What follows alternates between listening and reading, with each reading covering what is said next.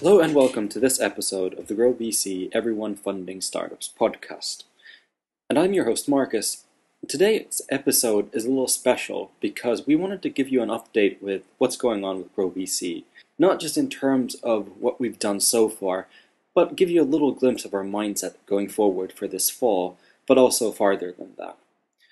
And naturally, in this episode, we'll touch on the recent update we did, the feedback we've got, what we're now thinking of the network's launch, but further down the line, things that we're working on in terms of cooperation models with different sectors like the financial sector and funds. So this all is included in this episode, but also general update in terms of what's going on with GrowVC.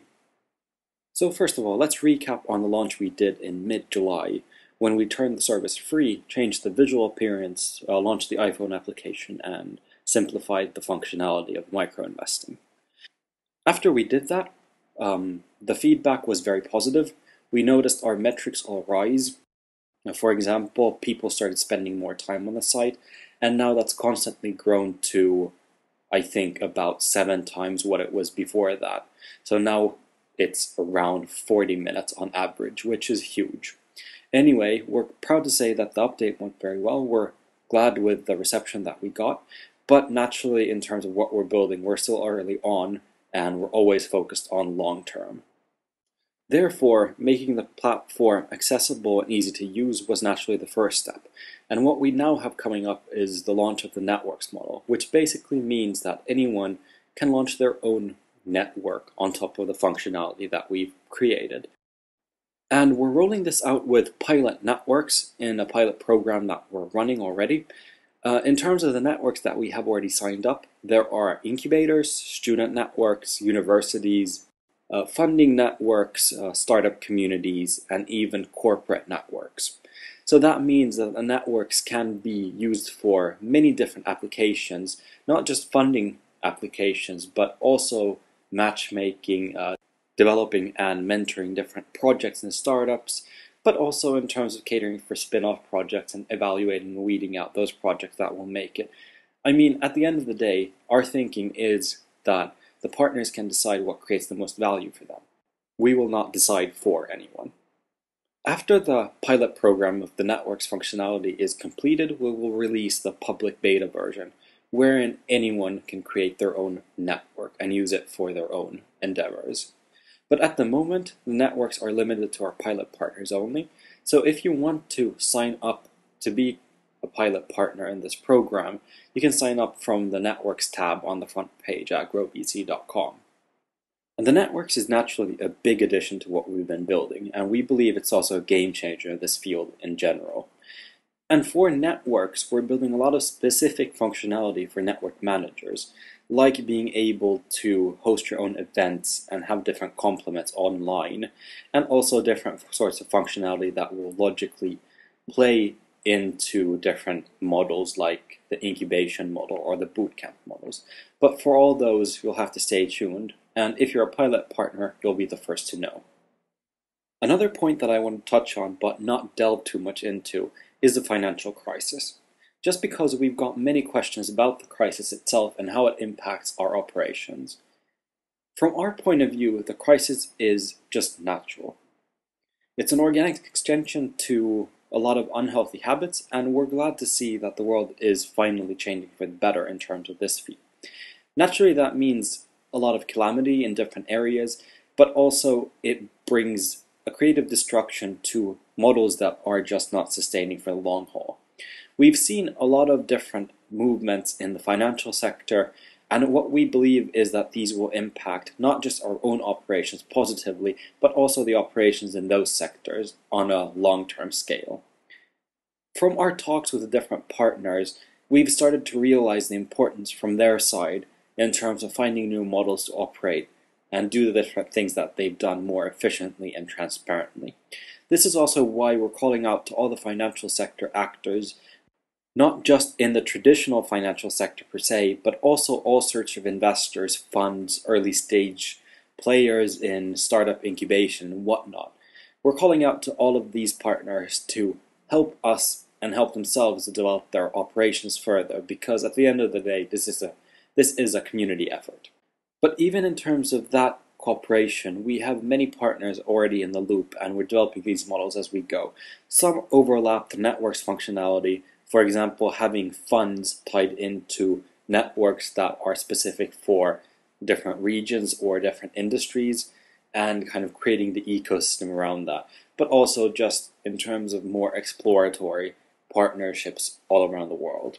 But if you want to get involved and see what we can work out, then definitely send us a message. You can, for example, contact me at marcus@growvc.com. We're always willing and capable to find different models that work.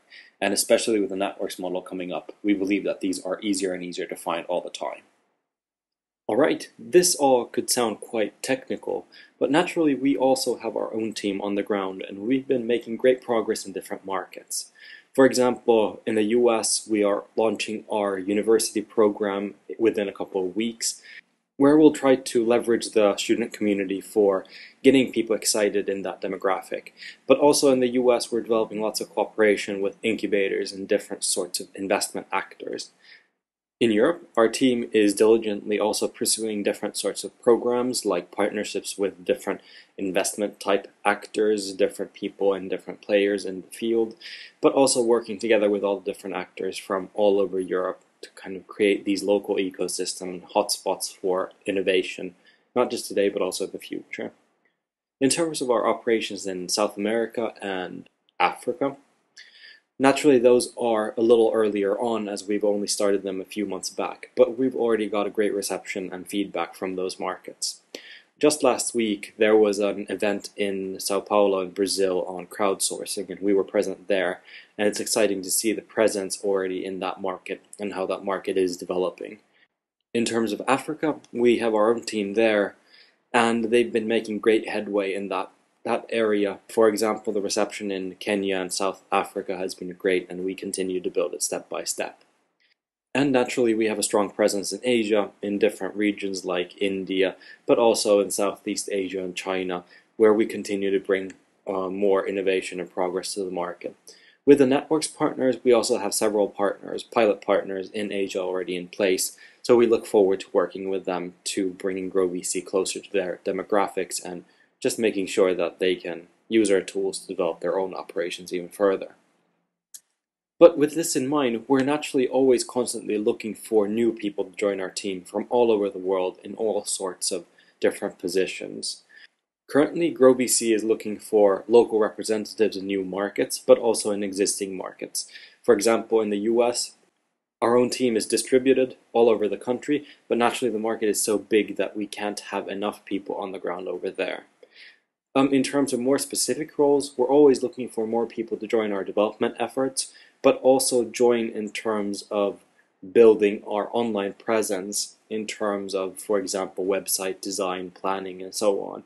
One specific need as well is we're looking for a podcast host to take over this very podcast, not just in terms of the short term of hosting it, but also planning it and making it as valuable as possible. With a growing audience, it becomes an important point to take advantage of, because at the same time as the presence and growth of the podcast continues, so does the value to its users and the need to focus on creating more and more value all the time. So that's also something that we're looking for. In terms of our plans for not just the fall, but also the rest of the year and the beginning of next year, we're now reaching an important metric for us, or an important milestone, I should say.